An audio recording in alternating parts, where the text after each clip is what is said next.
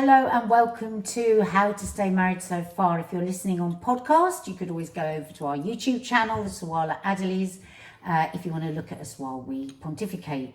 Also, there's loads of other stuff over there. There's our family vlogs. There's our morning coffee moaning show every day, Monday through to Saturday. Cookery shows, gardening shows, movie reviews, TV reviews. So you're missing out on a whole hell of a lot of stuff. And if you haven't, subscribe to the channel now. Now, all that shit's out of the way. Let's get down to it. What kind of sex personality do you have? This is an article that Mark got very excited about. He found it a few weeks ago in The Stylist. And as you can imagine, he's been desperately asking me, so what one are you? So what one are you? So what one are you? So I said, why don't we go through them? Because it'd be so interesting for you guys to try and spot what is your sexual personality. And then right at the end, we're going to have a guess at what we think maybe the sexual personality is that we show to each other and what it might be deep down below. But can I just ask on that basis alone? We've had a little bit of pushback recently in that you don't really tell us anything. So are you actually going to reveal anything? Excuse me, I told you how many people I've slept with. I told you all sorts of things. So let's not have any of that bollocks. Right. Okay. So. That told me.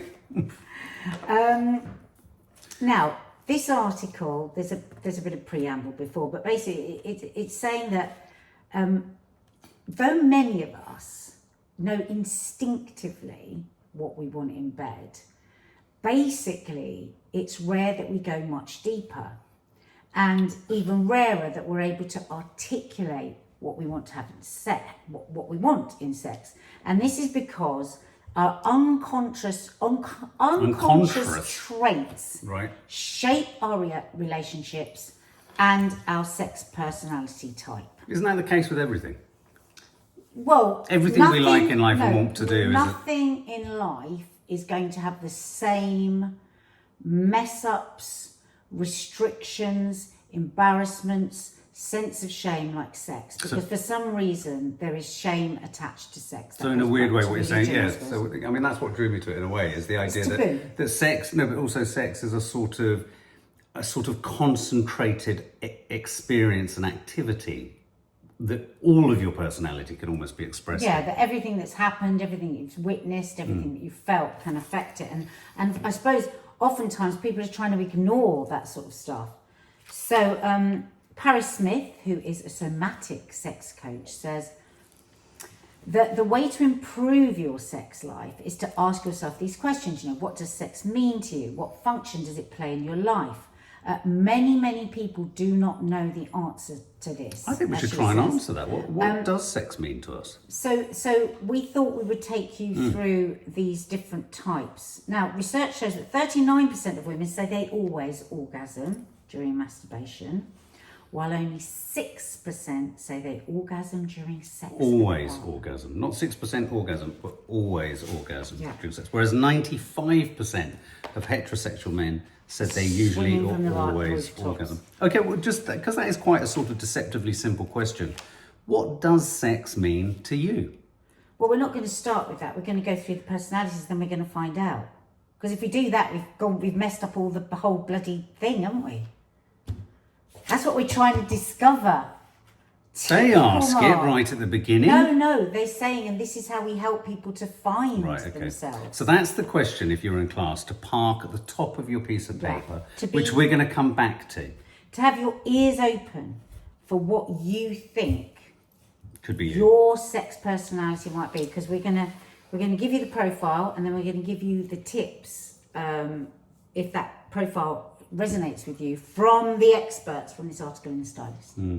I mean, it's going to be interesting. It's going to be it's going to be interesting going through these, because I think it's going to be interesting to see which of them almost more naturally or inherently lean towards men, or heterosexual men versus women. Do you know what I mean? I think it's going to be interesting to see that, because I think a lot of people would say a huge number of people have very unsatisfactory sex lives, and it'll be really curious to know whether how much of that is about a male approach versus a female approach to sex, rather than even necessarily these types, and whether a certain one of these types subscribes to more men than women. I think what the suggestion is going to be is that everyone is kind of responsible for their own sex life. So if you don't know how to ask, or you don't know what you want, you could be blaming your partner all your life, and actually have you ever enables yourself to be vulnerable enough, even just with yourself, to ask yourself what you want and what you like and what it means to you. And we're about to get going on this, but also it really is baked into so many people. So many people don't like talking about sex, and I don't mean in public. I mean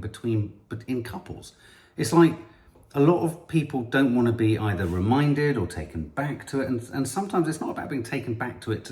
I don't understand why. If it's something that's enjoyable, I don't understand why one wouldn't want to talk about it a little bit more. I think when you're younger and you haven't got anything else going on, you talk about it all the time, don't you? Yeah. I think. But isn't it interesting when you're young? So much of it is about having kids. Yes. I don't think you can underestimate that for years and years going shh, keeping everything secret. That actually does become a part of you that wasn't there before. Yeah, and I've also... You suppress yourself. You're right, and also I've noticed that when you talk about sex and, what you like and what you do and how you like it and what you want to do when you're younger, it's weird. I always sort of think back to that time and sort of think I talked about myself in the third person almost. It was like I was someone else that I was talking about, whereas as you get older, it's very much about you. It's a weird one. But I think the thing is, when you talk about sex, like when you were younger and you were talking about sex, and maybe you've had sex and then you're talking about it, it's not really going to matter when you've got less responsibilities if you then end up having sex, talking about it. But I think a lot of times it's like somebody will start talking about sex and the other person will think, okay, this could turn into sex. Have I got time? I'm in the headspace? Have I got this? Have I got that? I think that's the difference between younger and older. I think that's the difference between women and men. Yeah, but men very rarely have the same ticking clock in their head of times and places and people coming round and da-da-da. They're just not tuned in this. Not all men, because you're very tuned into what's going on with this stuff. Not all men. But I also like to talk about sex without... throw everything out the window, whatever is going on.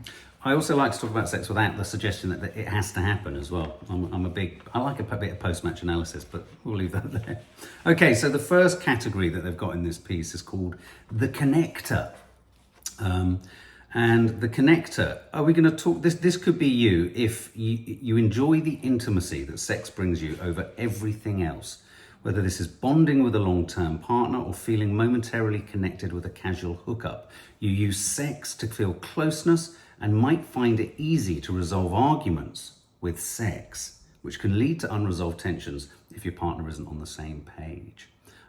The piece talks about the fact that this is quite a common one for women who have sex with men because, society and received kind of cultural, not wisdom, but, the nature-nurture culture, male skewing culture suggests that women have to find some kind of emotional connection in order to enjoy sex with a man. Do you know what I mean? The pressure is on women to make it meaningful and perhaps love and perhaps marriage. But what I'm hearing mostly there, I didn't hear that bit, what I heard mostly there was what I'm hearing is the person that can't communicate, so wants to fix things with sex. Yeah. And when you're younger, the best part of breaking up is when you're making up, and then that would be a real thing. You'd have a bit of a row and you'd make up through sex. But as you get older and things become more complicated and arguments are deeper and go on for longer and I think then sex as a fixer is more of an indicator of a lack of communication than anything else. I mean, I'm not revealing which one I am or think I am, could be, but I do think that this line here, for some people, this desire for closeness, the connector, can be a sign of anxious attachment, an anxious need for reassurance. And I do think if you go into any kind of, sex always doesn't necessarily mean it's unenjoyable, but it becomes incredibly complicated. And it becomes transactional. If you're using it to fix anything. It's like a friend of mine, her husband's always wanting sex. And another friend of ours said, God, he loves sex, doesn't he? He's crazy about you. She went, And she went, I went, what? She went, I think it's about his anxiety. Oh. And we all went, oh. And she went, yeah. Well, that wouldn't be nice. Because he wouldn't necessarily know that. Yeah. But she knows that. Why doesn't she say that to him? I don't know. No, but it's interesting, isn't it? Because I think sometimes... Because it becomes too awkward, it's too intimate, it's too vulnerable, the person is vulnerable, you're voicing the vulnerability between you. There's so many trapdoors that come up and go down, aren't there? It's a difficult one, this, though, the connector, because it is all about connection. I mean, love, relationships, outside of the sexual part of it, it's all about connection. And then within a relationship, all the non-sexual components everyday components, emotional and sexual, then all need to be interconnected within the relationship. So, but I think when it becomes a problem is when that is your only way to reconnect and your only way to communicate. Because say something goes wrong and you can't have sex for whatever reason, you get ill, you have, I don't know, something got wrong with you. And over years, you've built that as the way to make up, the way to feel close, the way, if your only way to feel close and to feel intimate with a person is through sex, I think eventually one of those people is going to start pulling away from that because it's not enough. You can't just connect with sex. Yeah, and I can certainly think of periods in our relationship where, you know, for whatever reasons, menopause or my mental health, you know, so many reasons that, you know, the sexual aspect reduces, and that does put you in it certainly put me in a position where I realised how reliant at times I'd become on sex as a means to kind of, not fast track, because that makes it sound really transactional, but it is fast track. And it's a fix. It becomes a fix. And I think for me, that's a really big turn off when sex is a fix. So complicated, isn't it? How many things we have to get, all the ducks that we have to get lined up in the right way. I'm into ducks. And most people never have a single conversation about this with each other. And then people wonder why their relationships get fucked up. That's what I mean. Okay, so the next profile we have is the Explorer. Ooh. Get your backpack on. The Explorer, as you can probably guess, is sex that for those that are all about trying new things. People whose main motivator to have sex is experimentation. It's often about trying to understand and to get to know parts of themselves better, says Chris Grant, this psychotherapist. He's also the founder of the Queer Therapist. And he explains this kind of sexual exploration can have a very positive impact, particularly for queer people. Sex can be a real doorway for people into being able to understand their identity.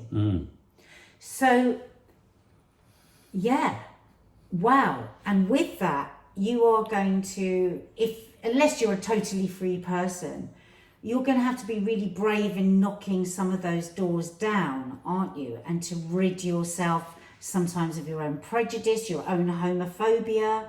You know, when I talk to gay friends of mine, they talk about that period of time of dealing with their own homophobia and the complexities that then came into who they were choosing to have sex with and who they weren't. And, you know, a couple of gay male friends of mine that have gone into relationships with women because they were so desperately homophobic. Really? Wow.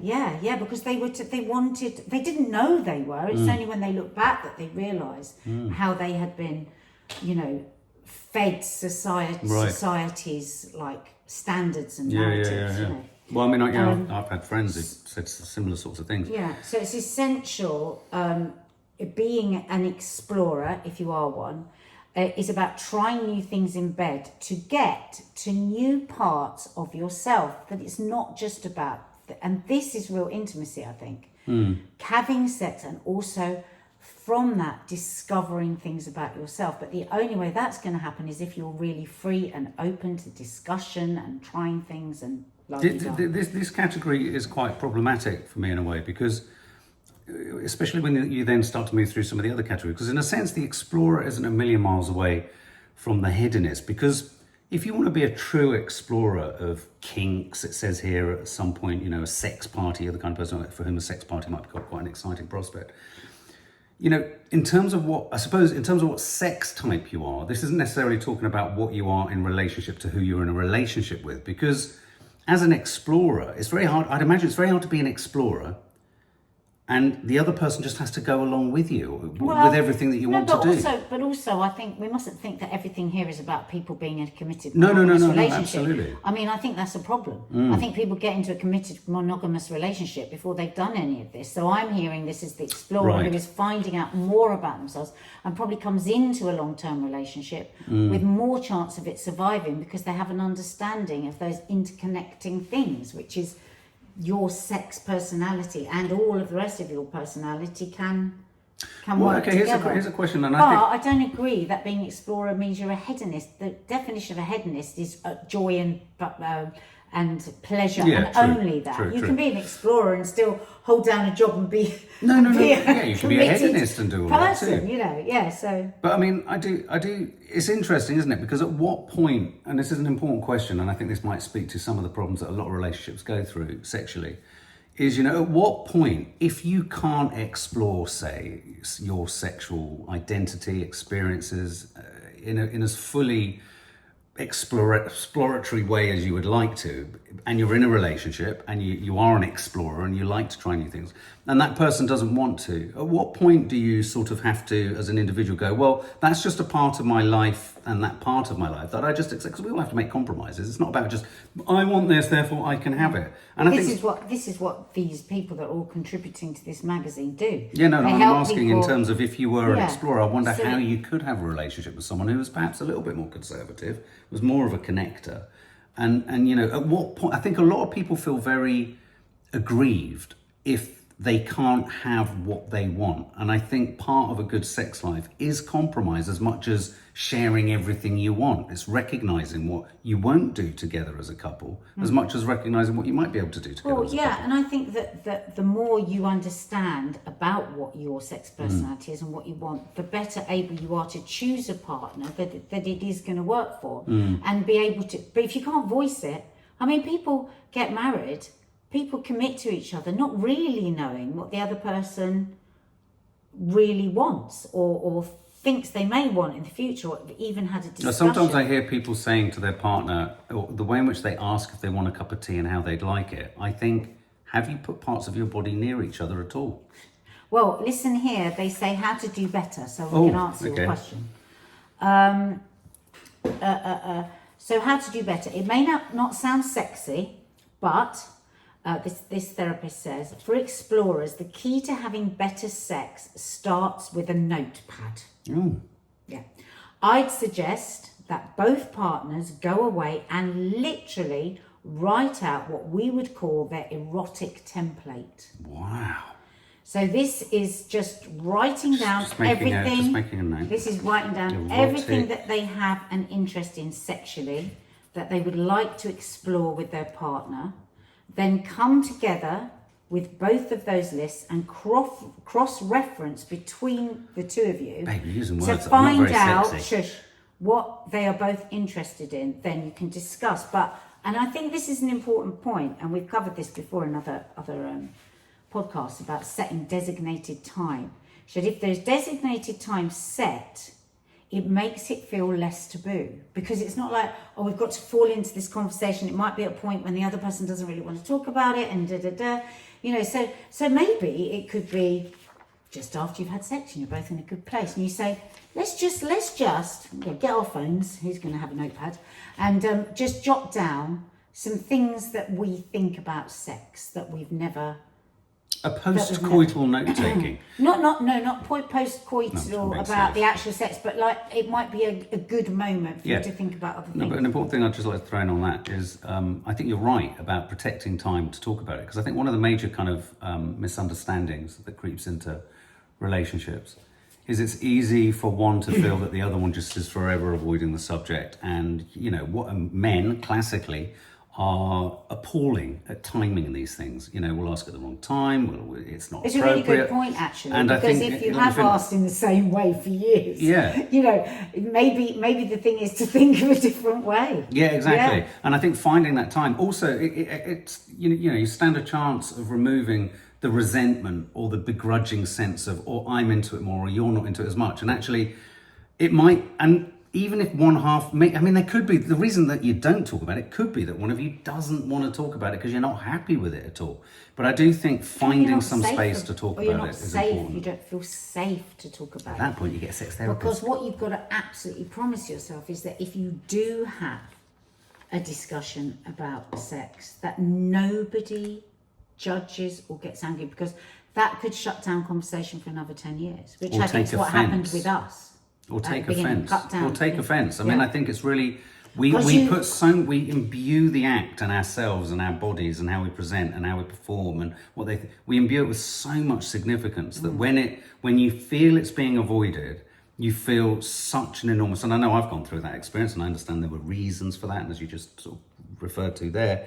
There were periods of time where, you know, the way in which we talked about sex wasn't right, wasn't good, and it was a turn off. But, you know, for me, I know that there have been many times in my life where, you know, not talking about it at all can cut like a knife. But I think parking, whether it's turn off or not, the point is that everyone is vulnerable when they talk about sex. Yeah. And when that vulnerability is thrown back at a person's face or used, you know, I'm not talking about us, I'm just talking generally, or used, like somebody might say something about their past sex life or say something that they like.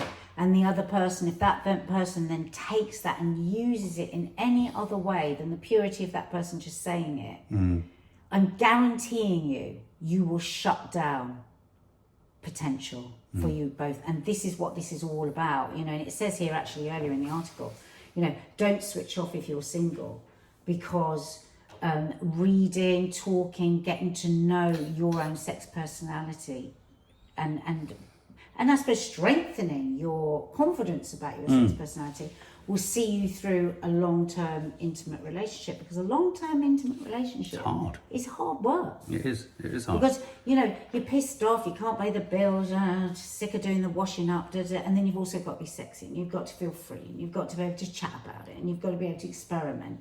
It's a lot. But also, you know, life just kind of moves on, and when you're sharing a long-term life together, we all do it all the time, and suddenly shortcuts happen and you avoid certain things and you don't do that. And, you know, small examples being, I mean, we're very fortunate we get on so well, but, you know, just sometimes it can be too much effort to go into town, to go on a date, and it's not that necessarily going on a date is the way to do it. I think this whole constant date night thing is a little bit tyrannical.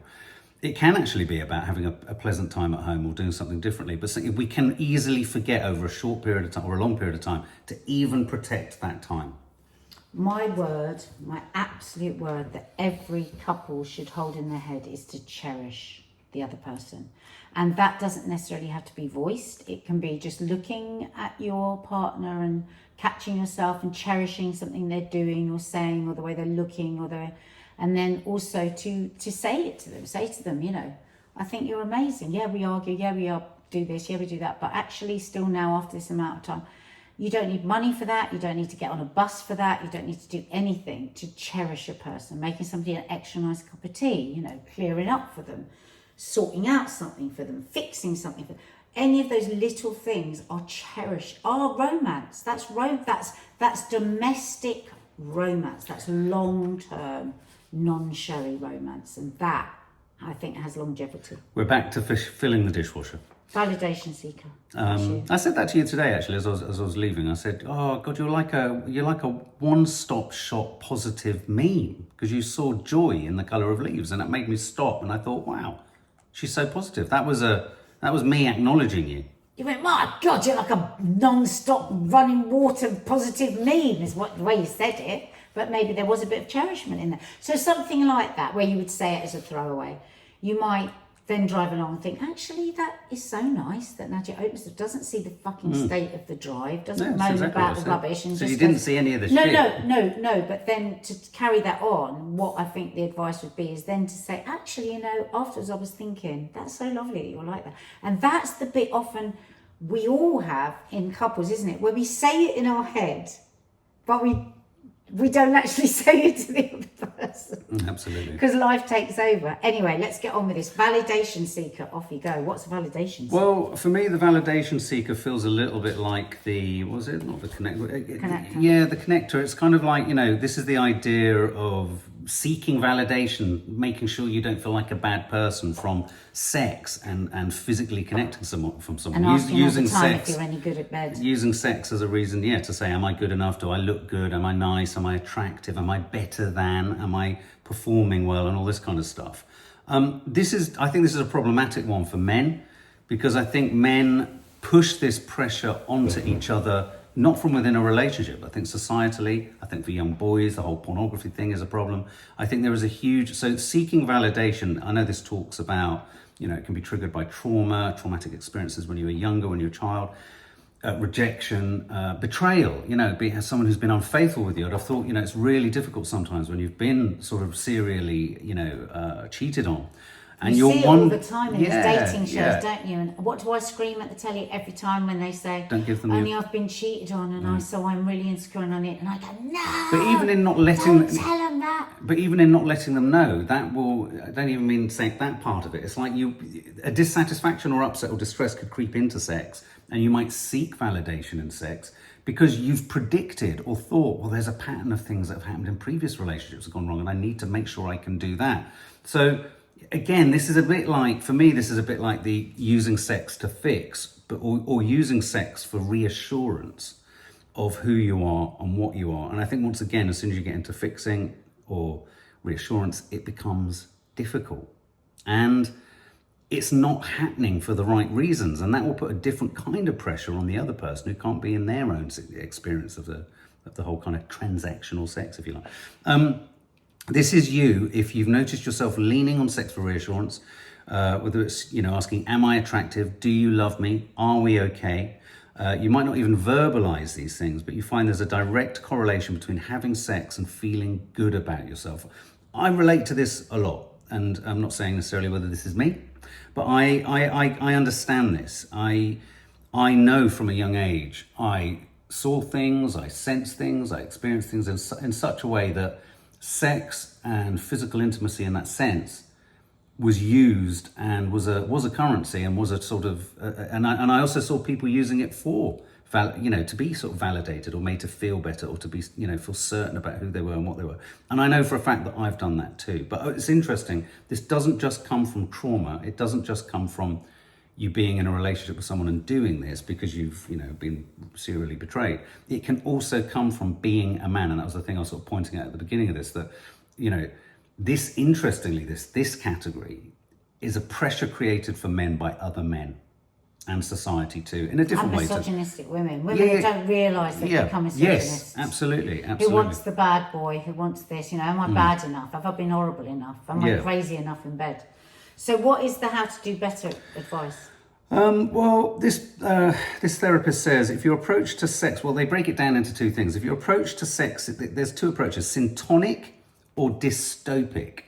And if your approach to sex for validation is syntonic, it means it's aligned with your identity and is a positive thing to embrace. Some people simply love sex because they want to feel desired. It's their love language, and understanding this could simply make the sex better. I think that creeps into it too. I think everybody should have a bit of that when it comes to sex. But there's a difference between that and feeling wanted, being part of someone's love language, and a need for validation, which could lead to more compulsive sexual behaviour. So you could almost become codependent. So a validation seeker would be a sex addict, wouldn't it? Yeah, exactly. I was going to say, where you cannot even separate yourself from the process of it needing to be reaffirmed by the person opposite you. If you're not getting that in your relationship, the dangers of that are you're going to go seeking it absolutely everywhere, and it will lead to compulsive behaviour. And I would say that a period in my life where I was most promiscuous, for want of a better expression, that was probably what I was after somewhat in some of those kind of, sort of hops. It's definitely what it looked like to me before we were together and I was watching you. It looked like somebody going to get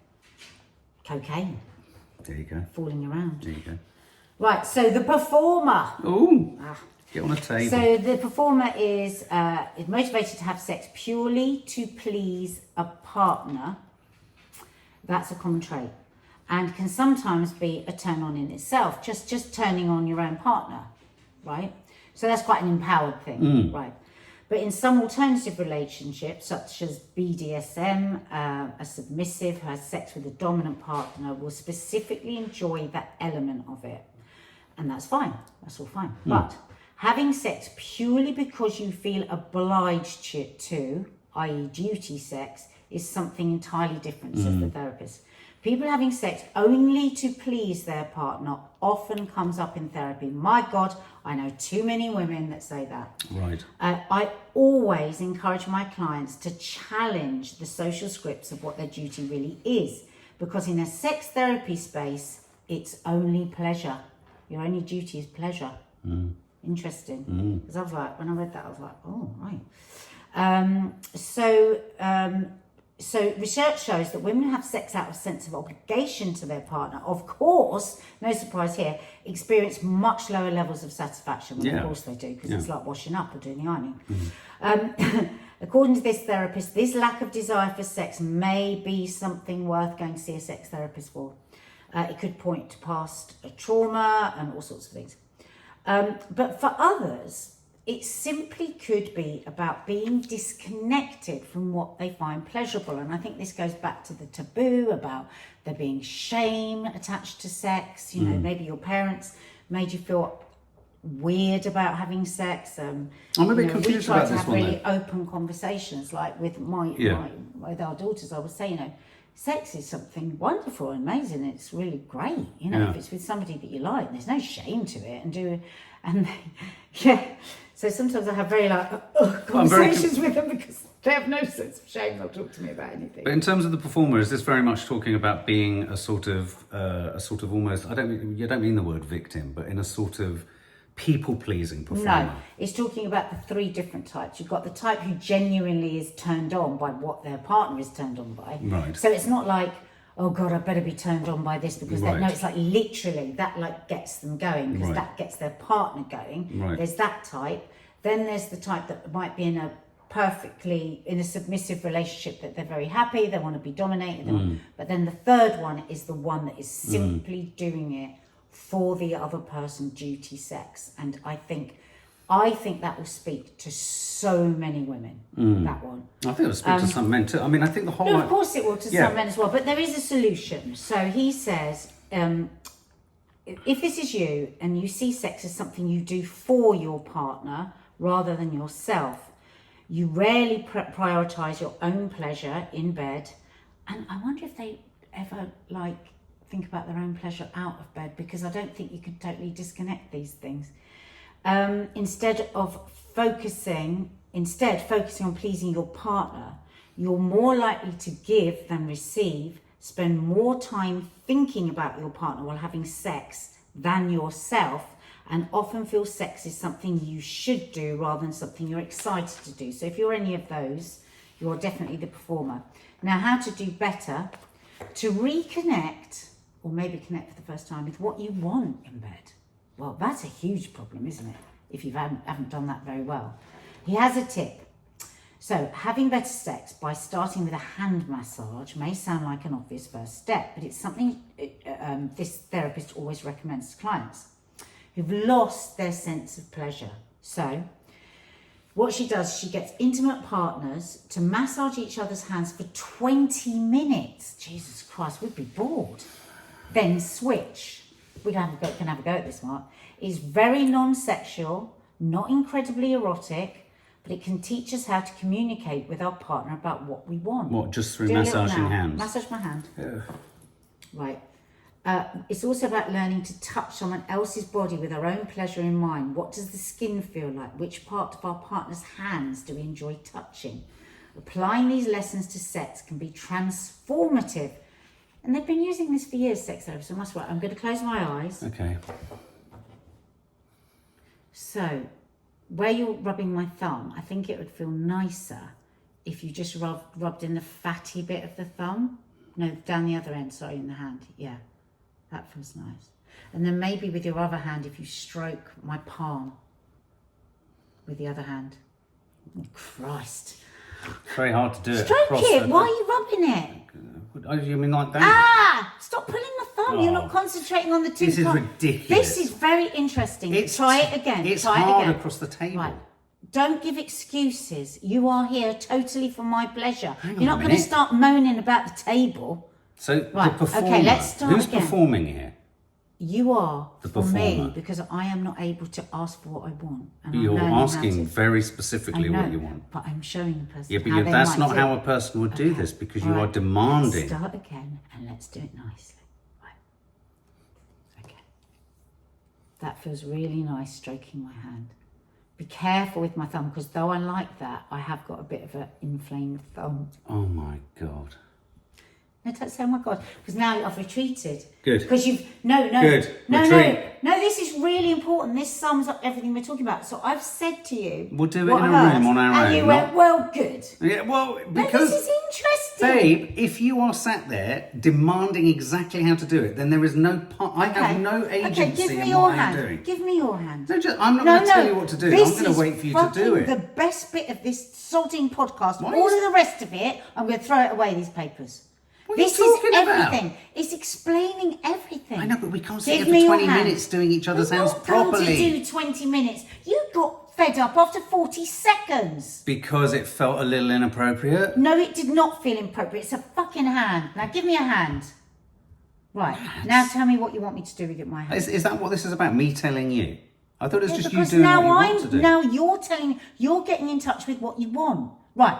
Tell me what you want. Close your eyes. I want you to touch my arse. I don't want you to touch my hand. Mark, just go with this. For God's sake, you're being so stupid. This is the best bit of the bloody podcast. What do you mean? Proving the point.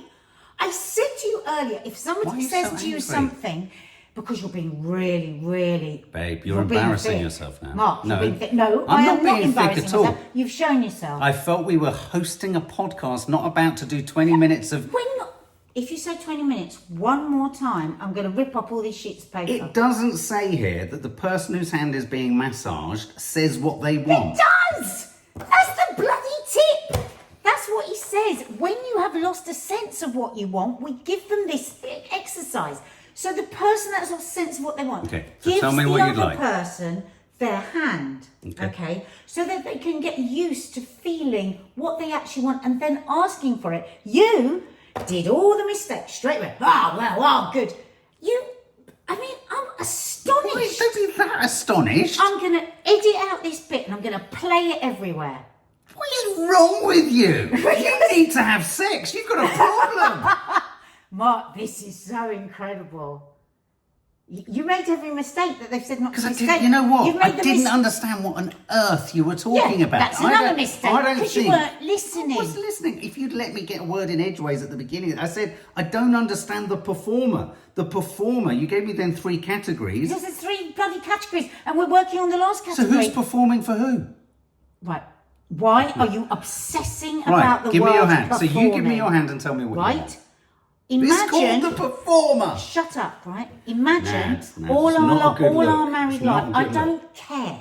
We don't do a podcast trying to look good, do we? We try and do an honest You one. damn And this straight. is exactly right. Now, I want you to focus because we're definitely doing this exercise, okay?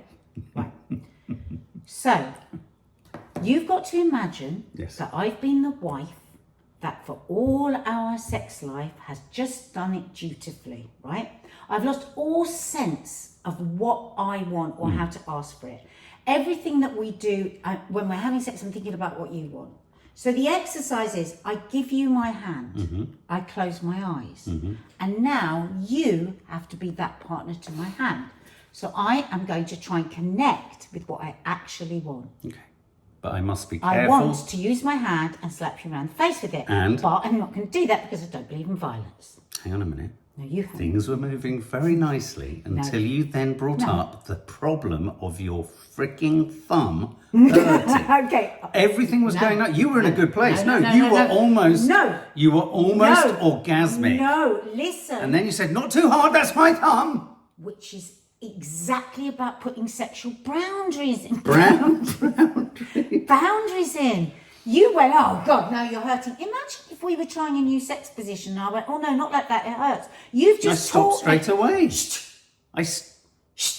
You've just taught me that I mustn't say that because you go, oh, if you've brought your bloody thumb into Hang it. on a minute. So what This about if it was my vagina? Would you have gone, oh, right, so we're going to have to talk about what hurts and what doesn't hurt your vagina? No, I would have. But you just proved it. But we wouldn't have had your vagina on the table right now on this podcast. Me trying to cater for it, making sure that I didn't hurt any part of your vagina. Imagine this is my vagina. Okay, I didn't right? realise We're how using much- the yeah, hand. let's use the hand as because a- we can't use the vagina. Okay, I'm When pleased. people are in the sex therapist room, they can't use the vagina. Let's use your hand as your my vagina. God, Mark, you are a clever man, and you've been unbelievably stupid. For Okay, this whole well conversation. let's try it. Give us your hand. Do you now understand what the game is? Yes. Can you reach forward, please? That's it. I think you should move around. Babe, I can't. I am not performing. Okay. I've performed for 20 years. You're performing hang on. imaginary. Okay. That's the dog whining. Okay, that feels nice. You have to say that. Hang on, then you're doing the very thing you said you don't want to do. No, that's what I'm saying to the people. It might not feel nice, but you've got to say what you like, because people won't say. Why are you saying it's nice? Because it was nice. But if it's embarrassing, say it. Jesus Christ, Mark. You've got multiple problems. You are seriously fucked up. It was nice. You have to say it. That's what I'm saying to the people. But you're trying to tell everyone they shouldn't say what they have to say. I'm saying say what you feel. No. And then when I asked you what No. you felt, you said it's nice. No, I'm saying to them, I understand it's difficult to say when it feels nice. Why but if it's say- nice? Well, because you're obviously not a performer. You're obviously a taker. So you're all right with saying, that's nice, going to do that again, can I have that? But for somebody that isn't used to that, this is very, very difficult to say, that's nice. And gonna you are a continue doing taker it. too. Not in this game. Okay. So, it's a shame you haven't got a cutaway of the hand, which is standing in for a vagina. Okay. Right. I think I'd like you to shake my individual fingers. Just pull them slightly. Okay. Just very gently to begin with, and then I'll tell you how. That is so nice. I'm going to pull that one a bit harder. Harder. Harder. That was nice. Did you hear it clunk? It made me a bit nervous because I know when it went happen. Okay, so I laughed at that exercise. I think that exercise is actually brilliant. I think it's a piece of genius from that sex therapist. I am on a knife edge of fear. Good. Good. You were honestly, Mark, you were being purposefully. Your head looked like a colander. Right. Right, now give me your hand. Oh my be God. fair? This is all happening out of So shot. this is I hope a you're not penis. listening on podcasts. This is very strange. Now this is a penis. Yes, okay. Or whatever you want it to Yeah, be. no, A it can buttock, be- No. a back, a leg, a knee. Babe, a penis is great. No, I'm not going to do penis because no. This is not a penis, this is the hand, right? And just be aware of everything. My hand, your skin, Okay. Close your eyes and really go to what you're actually... Am I allowed to ask for God, what I your hands want? are so stiff.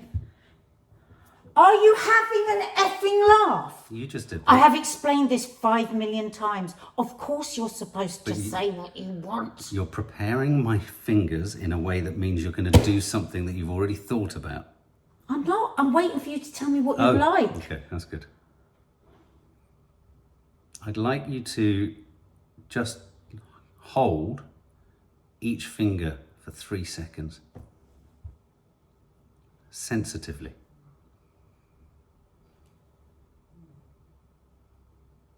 And now I'd like you to put your finger in the middle of my palm once you've done the 4th finger. And I'd like you to go round and round the garden like a teddy bear. This little shit. Go on, bog off. Bog off. Okay, so the final one, is this the final one? The hedonist. I bloody hope so. I'm exhausted. The hedonist, well I hope you're going to engage with it. So the hedonist, this is if Anyway, you see... I didn't finish what they were saying there. So when you've done that, it's very non-sexual, not incredibly erotic, but I don't agree. No, I I've think got a it is huge erotic. erection.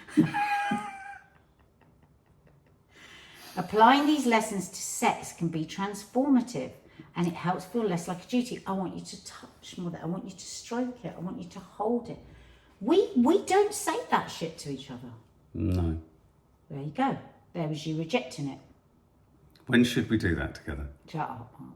Upstairs? Don't try and be clever now. I'm not being clever, I just want to have sex. All right, okay. The hedonist.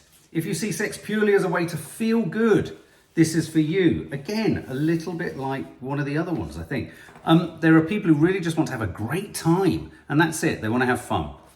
Hedonism is fine if you're not hurting anyone, or everyone is consensual and you're not in a relationship with someone who isn't a hedonist. So again, this very much speaks to being a hedonist type. I've had periods in my life where I felt hedonistic. But We all have, haven't we? It's called teenagerhood. Exactly. Lovely. But pleasure is the main focus. This might sound straightforward, they say, but according to Cooper, one of the therapists here, what hedonists often come to terms with in therapy is that the sex element can also have an element of uncertainty and actually sometimes be an anticlimax.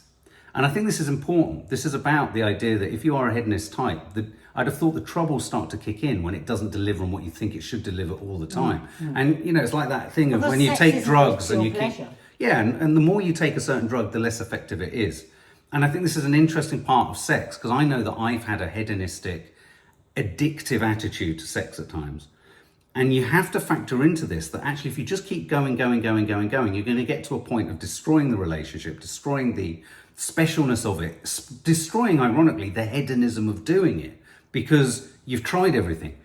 And then you move on to the next person. And I think this speaks to the validation seeker a little bit as well, because this is, I think, an aspect of sex addiction where you keep going for higher highs and higher, and actually a huge part, I think, of even the sort of, what would you call it, the sort of the explorer or the kinky stuff and all that kind of stuff is actually not necessarily being able to deliver on it. I think it speaks to that whole idea of actually not being able to indulge your appetite at all points is often what keeps your sex life more interesting for a longer period of time.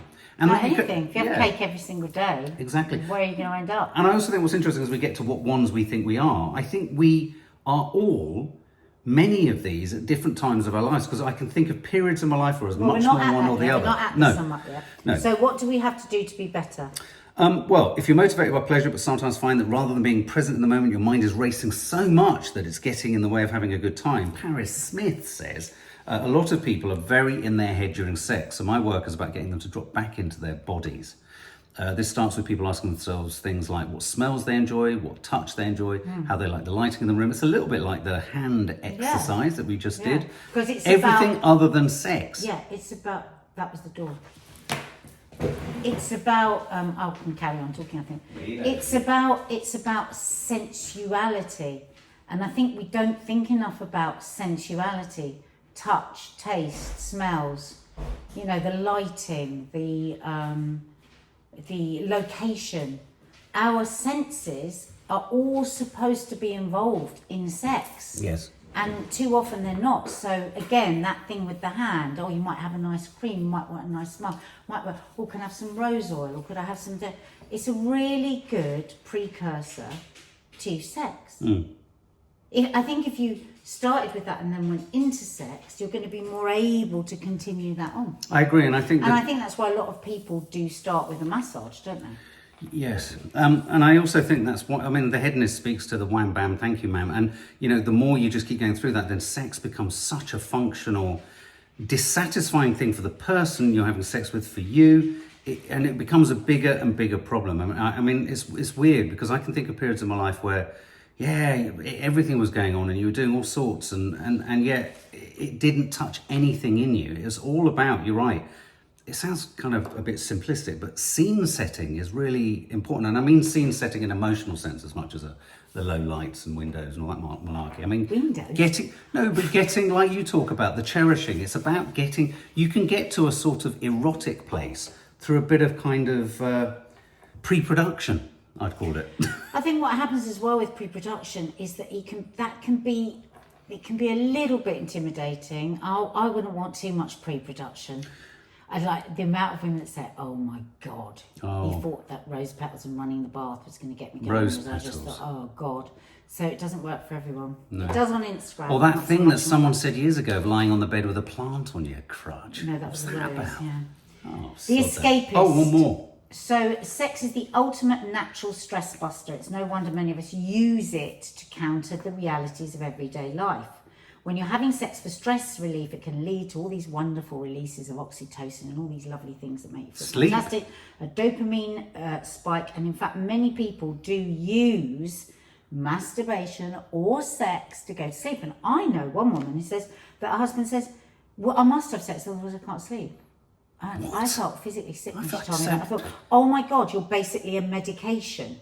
That's what I said to her. Now, if you're doing all that, both of you love a bit of that, and you've done a bit of masturbation, and it helps you get to sleep. Fantastic. What is wrong with that? But the other side of the coin is when escapists use sex as a means of emotionally avoiding something difficult in their life.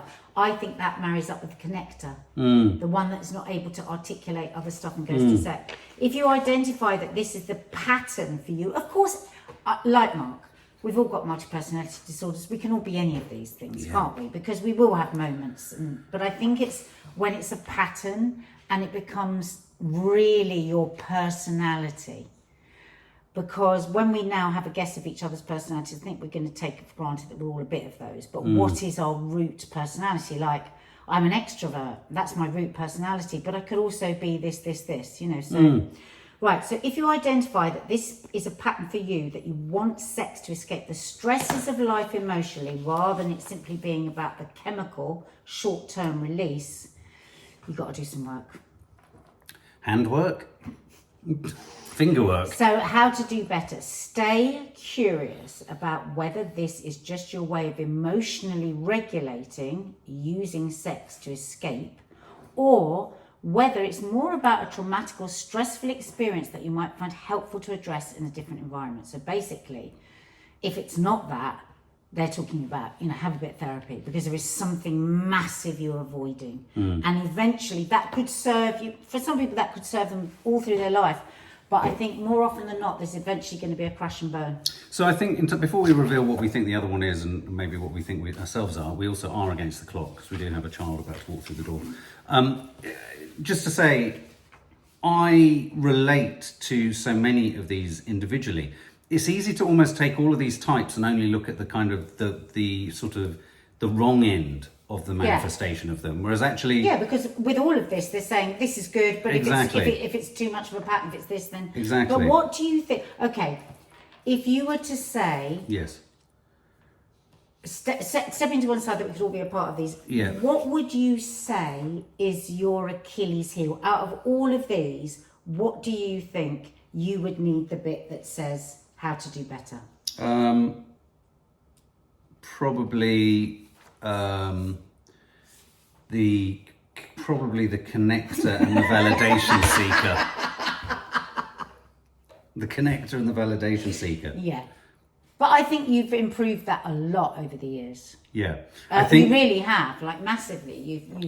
You've and I am very boundaried on it. I'm like, no, don't ask that and that, because that isn't really about us. That's about something else.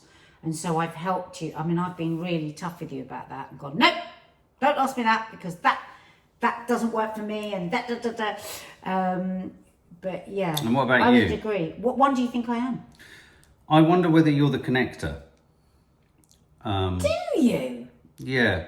What? That I Oh, do sorry, no. communicate? Huh? I communicate through sex rather No. that's not Sorry, right. I wonder whether... Well, you're not the performer. You're not the explorer. You're not the escapist. Oh my God, I'm going to have no sex personality. You're not the hedonist. So you're feeling like you're kind of coming frighteningly close to the two that I am struggling with, but maybe where I'm the kind of unhealthy manifestation of them, you are perhaps the healthier manifestation. So when I say connection, I think what you do in connection is the right thing. Good sex for you, we connect well in sex, but it's not the be all and end all of it. It's you're not doing it to fix or to connect. You just manage to connect.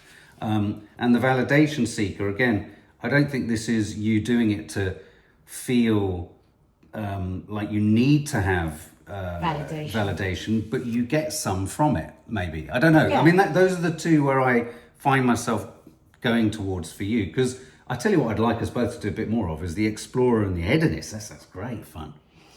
Yeah, I mean, I think you're right. Do you think that you say about me there, actually, which is what good. do you most identify with? But I think that,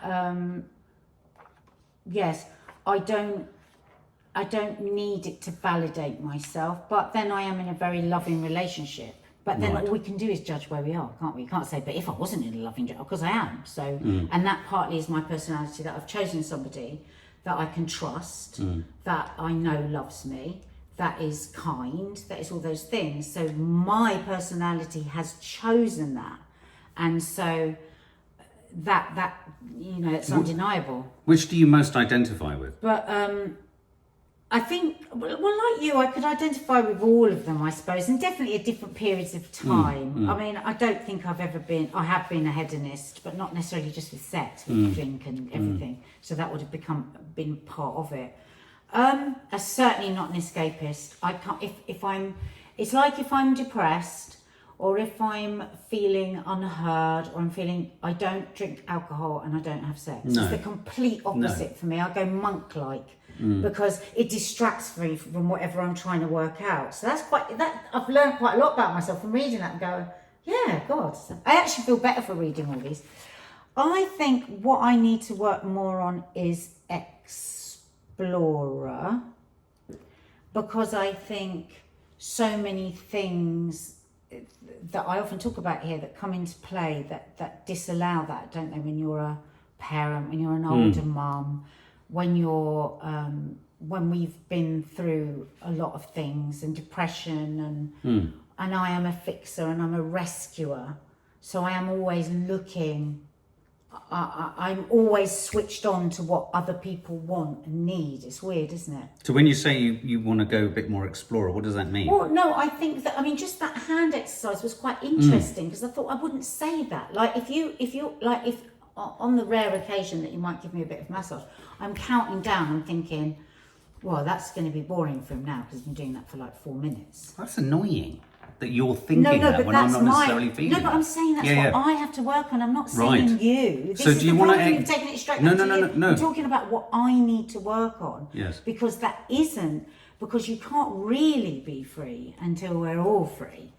Do you know what I mean? So it's, I suppose, but I do think that within a few months of kids leaving home and us not having as much work, it would all just be fine. It's not like a huge, deep problem. It's more like practical problem. Right. Do you know what I mean? So we're going to be exploring new horizons. Is that the idea? We never just go on we never have just been on a nice holiday, have we, for like a week together? Me and you? Where No. never. No. Like where we've just like swam and read books and just hung out. We've never done that. And done what else? Who knows? I'm excited. You Got want to our hands explore out. more. This is the problem now. He's not going to stop going. You're going to run like a fucking maniac. We are going to be doing... He's going to have notepads by the bed. Hang on, you brought up this phrase. What was it? Erotic template. So I've got that. We're going to be doing a lot of hand exercises and massages. That's on the notebook. I'm journaling this. But it was quite interesting for me, and I hate to bring back the early minutes of the hand thing. Moment. It does sum up a bit about you. Right, okay, I'll have to go back. I don't know what it Because says. you What does it got say? very, very irritated. You didn't want to do it. You were a bit annoyed. You No, didn't know but what I hang was on a minute. talking Hang on a minute. about. That's going to somehow characterise me as being irritable and irritated in the bedroom. I've No, you're never not. been. No, like you're that. not. No, you're not. No, in no, a no, you're public forum podcast scenario where you're asking my hand to be a penis for a minute, I was a little bit. Actually. I was a little bit standoffish. Vagina, actually. A little bit standoffish. I do apologise. No, you were being purposely stupid. Maybe I was blinded by the light. Blinded by... Anyway, thank you so much for joining us. We'd love you to comment below. What sex personality do you think you are? Did you have any epiphanies out of this? Epiphanies? Was there anything that made you go, wow? Are you going to try the hand exercise? I think you should. Honestly, I really recommend it. But make sure that you've explained to your partner the rules, because otherwise they're going to keep stopping you every 2 seconds to ask exactly what they're doing, even though you've told them 10 times already. Get your thumb sorted first before we do it again. No.